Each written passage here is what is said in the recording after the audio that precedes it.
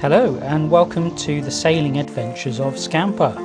Now let me introduce Scamper to you. She is a Colvick Salty Dog 27, born in 1980, making her 45 years old and nearly as old as I am. Now I am Phil and this is my wife Jackie, and we are the owners of Scamper. If you watched episode 1, you will know that we left Gosport Marina, then we sailed in a westerly direction past Cowes at the northern end of the Isle of Wight, down to Yarmouth Harbour on the northwest coast of the island. Due to the strong easterly winds, we weren't able to continue to our next destination. Therefore, we left Scamper in the safety of Yarmouth Harbour for 2 days and explored the west coast of the Isle of Wight. In this video you will watch us sail from Yarmouth on the Isle of Wight into Poole Harbour on the coast of Dorset. The wind forecast was to drop significantly overnight, and the forecast for today was 9 to 12 knots with 22 knot gusts decreasing throughout the day. Visibility was also forecast to be good, with sunny weather initially and becoming cloudier later. Now the wind was forecast in an easterly direction, veering southeasterly as the day went on. Because we are absolutely useless YouTubers, we didn't actually press record on the cameras when we were leaving Yarmouth Harbour, and I remembered just as we left the harbour, and you can now see Jackie starting to pull up the main as we head once again into the Solent. We were very apprehensive about leaving Yarmouth Harbour simply because of the tidal flow through the harbour, the wind, and Scamper's uncanny ability to push us to port because of the prop walk. Space was also limited and there were many very expensive boats around us, so we waited until just after 7 o'clock when the harbour masters came on duty, and they helped guide the rear of Scamper around the boat so we could reverse and turn in some open water in order to get out of the harbour. I'm now turning Scamper towards the east to point her into the wind to enable us to pull up the mainsail. Due to the 22 knot gust forecast, and while Jackie was up at the mast, she was pulling on the first reefing line at the forward end of the boom and securing that, and also placing the cringle over the ram's horn so we've got a nice first reef in the mainsail.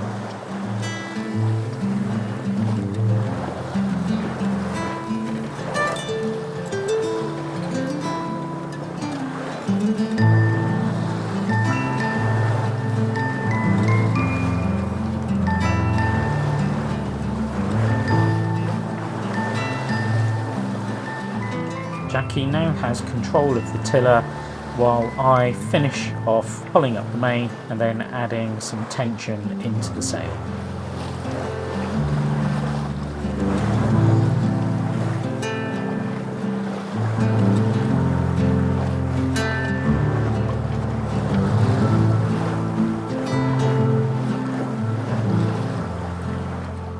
We then turned Scamper from the easterly direction to a southwesterly direction and headed towards Hurst Point.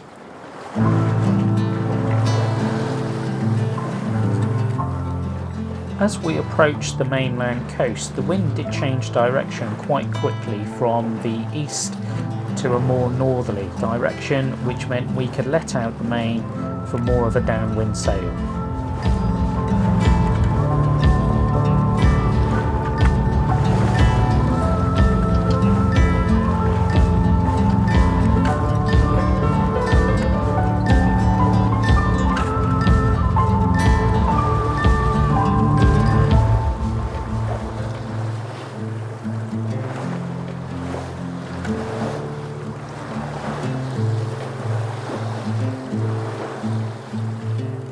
Never having sailed this stretch of the coast before, our biggest concern was the trap on the southerly edge of Hurst Castle, and obviously the shallow water to the west of the Needles Channel. We decided to stick relatively close to the mainland coast as we went around Hurst Castle, and once past the trap we stuck to the 10-metre contour through the North Channel. Again, we had no idea what to expect through the North Channel, and we didn't know whether there would be overfalls or breakers over the trap, or indeed over the shallow water to the west of the Needles Channel.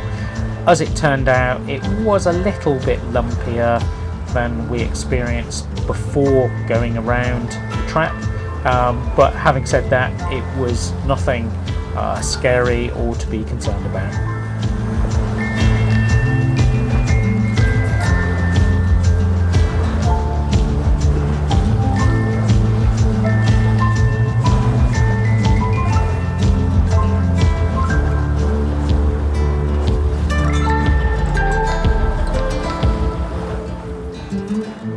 Once we were adjacent to Hurst Beach, we actually got overtaken by a couple of yachts, and they were heading in more of a southerly direction, so we decided to hang on to their coattails. That led us slightly south of the North Head Buoy and then onwards out into Christchurch Bay. We set a course to pass about a mile south of Christchurch Ledge, just to avoid any overfalls or turbulence caused by tide, and our confidence grew, so we removed the reef from the mainsail, and we did have almost a full Genoa out at one point. We don't unfortunately have it on film, but whilst we had full main and almost full Genoa in winds that were gusting over 20 knots, we did experience a bit of a scary broach.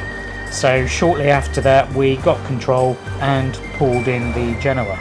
As you can see here, we are once again comfortably sailing just under a full main, but there was a rather strange swell coming through, and although it doesn't look it on the screen, we estimated it to be at least a metre coming from the southeast, accompanied by another bit of choppy swell which was probably about a foot or so from the northeast.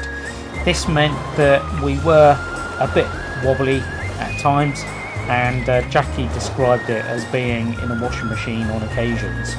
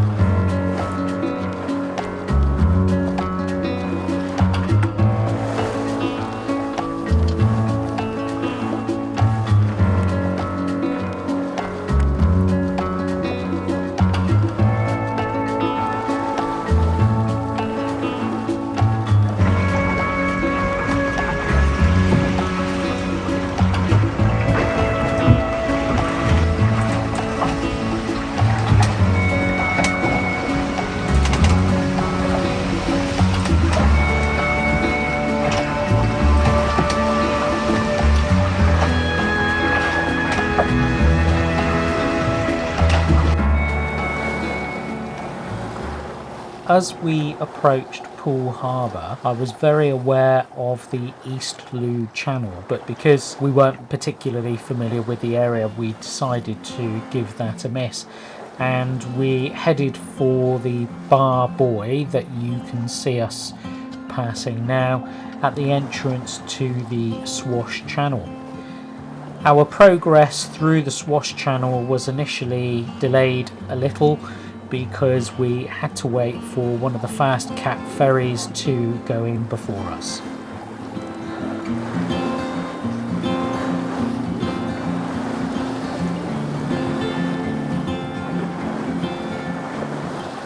As you can see, we are passing to the port of the port channel marker within the small boat channel, just to stay out of the Swash Channel as recommended on the Admiralty charts and the almanacs.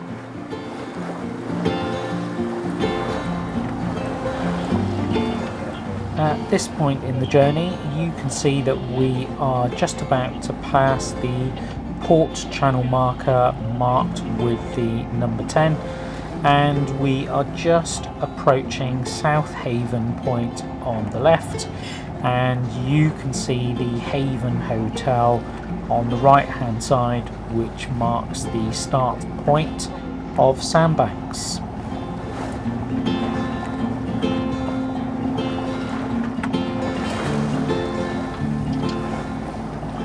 Sandbanks can often be heard to be referred to as the Millionaire's Row, and you can just about see the chain ferry just over Jackie's shoulder, which travels between the South Haven Point and the Sandbanks.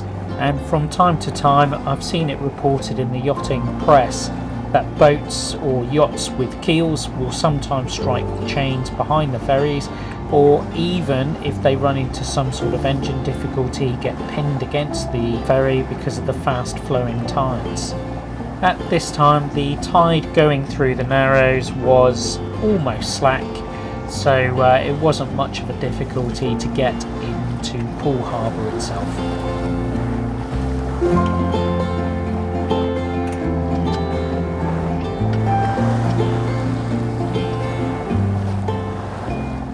Just off the port bow you can see Brownsea Island and Brownsea Castle, which I believe is managed by the National Trust.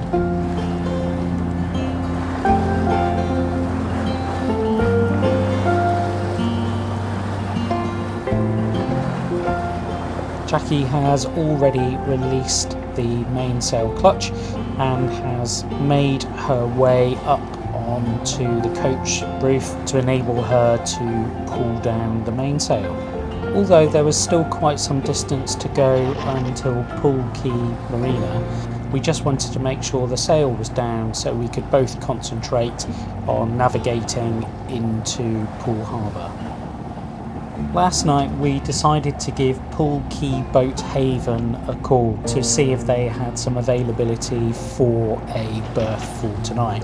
So that was all organised already, and to make our way towards the marina we decided to head towards the Middleship Channel, and actually more precisely the boat channel, which is to the port of the Port Boys.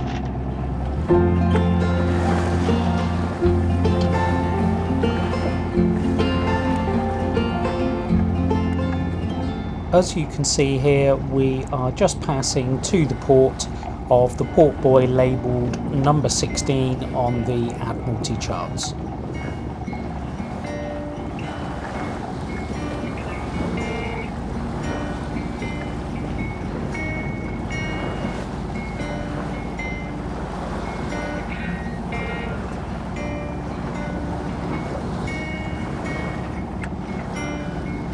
We both really enjoyed our trip through Poole Harbour and thought it was a really beautiful place to do a bit of boating.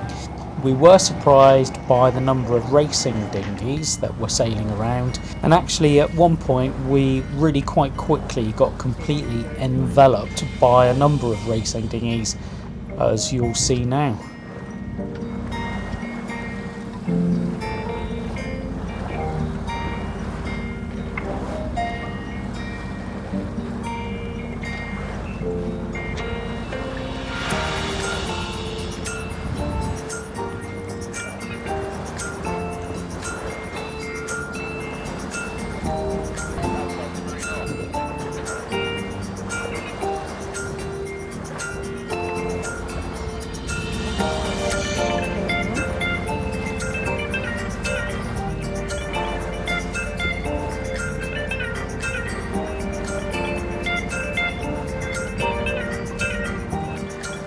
At this point we are crossing the middle ship channel into the little channel approaching the marina. And once again, being a bit rubbish at this YouTube malarkey, I didn't actually film our entry into the marina and our passage through it. And that was a shame, because actually it turned out to be the best berthing that I'd ever done, and this is what we thought of it. I was too concerned with doing a proper berth that I forgot to turn the bloody camera on, and I came in absolutely perfectly.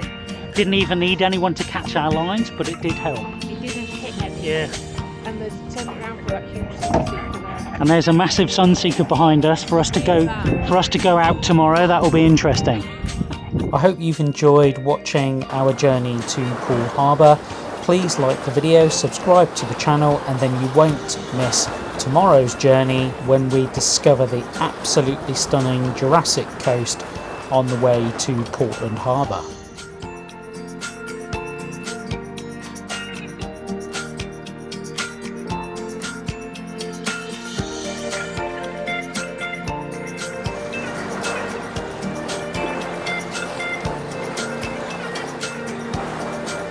There's two here, B.